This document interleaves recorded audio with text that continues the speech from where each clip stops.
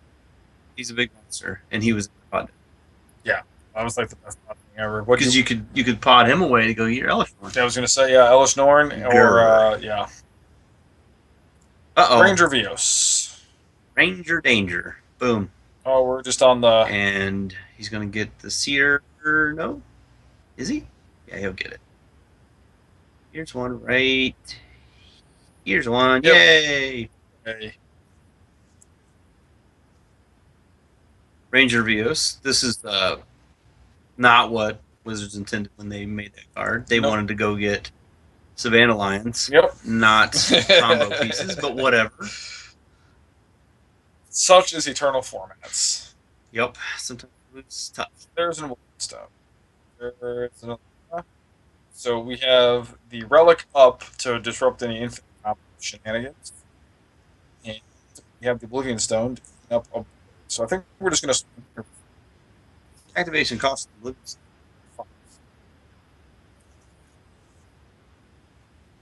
Does he have another land in hand? Not sure. We're going to play out the Seer, which makes sense. Play out the Seer. Lets you scry if you have to.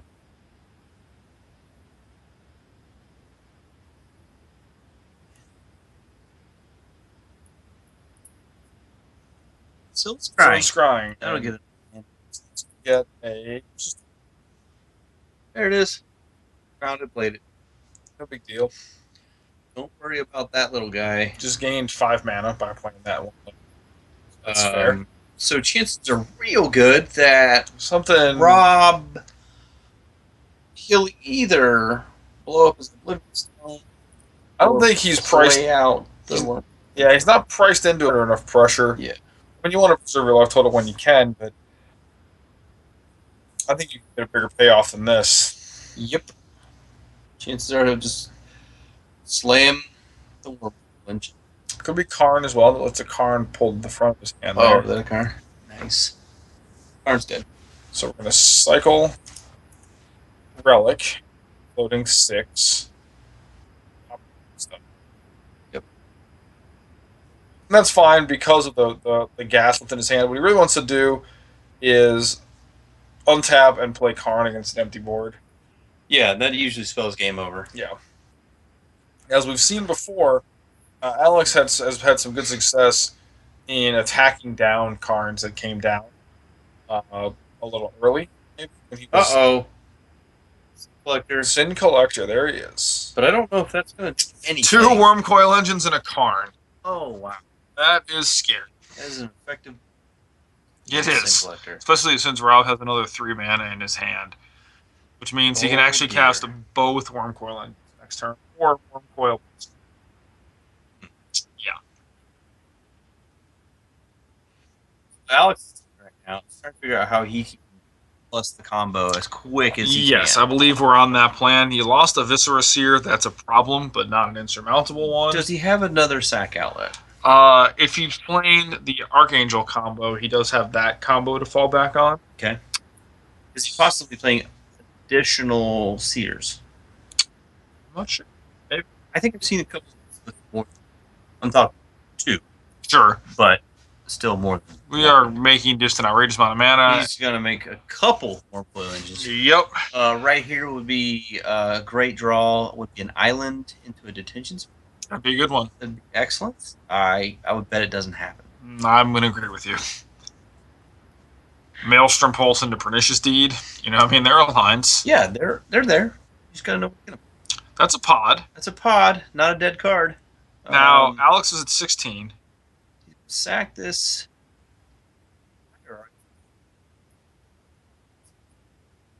So I probably fine. Just fine. Protect life total.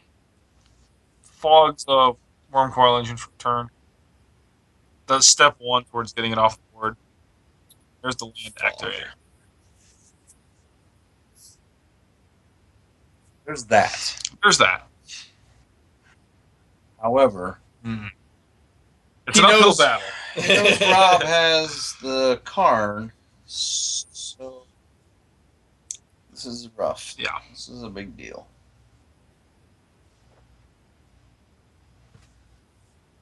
Looks like a Grove of the Burn Willows in Rob's hand. The Karn. Forest. Ancient stirrings. See what other goodies we can find. Nothing outrageously exciting. Another relic, keeping you safe from just randomly getting blown out by some infinite combo. This can assemble. Just, I mean, man, Quarter Calling is such a ridiculous magic card. Like, just the ability to go off at instant speed with no mana available is just really ridiculous. It is a scary card, and it's now standard. Right. Mm-hmm. He's gonna say block, kill that guy. One, kill the other one. Before damage can happen. Yep. There you go. Go play. Pretty effective. Pretty effective. It's the kind of thing he's gonna have to find. However, it's tricky, man. This is tricky. That guy right there. So basically, what we see here: full-grown Wormcoil engine, a couple little baby worm coils, and active Karn. an active Karn. I just don't see a sequence that Alex's deck can spit off the top. He doesn't have time to assemble the combo naturally. Shows the land for that's a brutalizer. Sorry. So that's not. I mean, even if it was like a combo piece, you're just not going to get a chance to assemble anything. He's just a raw power, just too far behind of Trump. So as we can see, as opposed to our earlier match with what looked like Mono Bluetron, Rob having Ancient Stirrings, sort of that Turbotron build, right? Exactly. You don't have the counter spells or any kind of the heal, so the interactive elements. Your form of interaction is just completely overpowered what it's doing as fast as possible. And when the pieces kind of fall your way, Rob definitely had like 2 Tron pieces and a tutor in a lot of these opening hands. That's just tough. That's really tough to get over. And your deck has to be incredibly fast to get under that start. And the deck is pretty good at punishing those super fast starts with things like Fire Spout and Pyroclasm. Rob's coming in with the worm foils. So yeah, there's no Condescend in this deck. No. But he's got Silver Scrying, smooth those draws, ensure that you get Tron, abuse Tron with giant monsters like Karn and Villain. Alex blocking. So it goes. Buying some time. Again, if he could draw any card in his deck right now, I don't know if he has it out. And he does not. Shakes the hand. Rob Holt wins 2-1 over Alex Parsons. We see red-green Tron taking down Pod. We can only assume. We never saw Malira. We saw Viscerous Seer. We saw Viscerous Seer. We saw Kitchen Finks. Yeah. Some of the pod decks have cut the Malira combo for the Archangel of Thune combo. Exclusively. I've seen that. Interesting. Where you have Archangel of Thune plus Spike Feeder. Some of them don't even play the Spike Feeder. You just play Archangel of Thune and Kitchen Finks with the Sacrifice Outlet, and you can put counters on it for the Archangel, so it still loops. So I've seen that where you almost have cut almost the combo in its entirely, and I've started playing just creatures that are better on their own, rather than having to dedicate slots to cards like Malira, who's only effective as a combo piece. You actually get to play like Kitchen Finks, which you want to play anyway, Archangel of Thune, which is a powerful card on its own. So that's interesting. Like, you're basically playing like junk mid-range with a birthing pod chain, and like you kind of backdoor into these combos. Well, we just want to thank everyone that's watching. We just got informed by our operator that we have viewers in the double digits, which we're excited about. You got to start somewhere, right? That's right. Rome wasn't built in a day. So thanks for watching.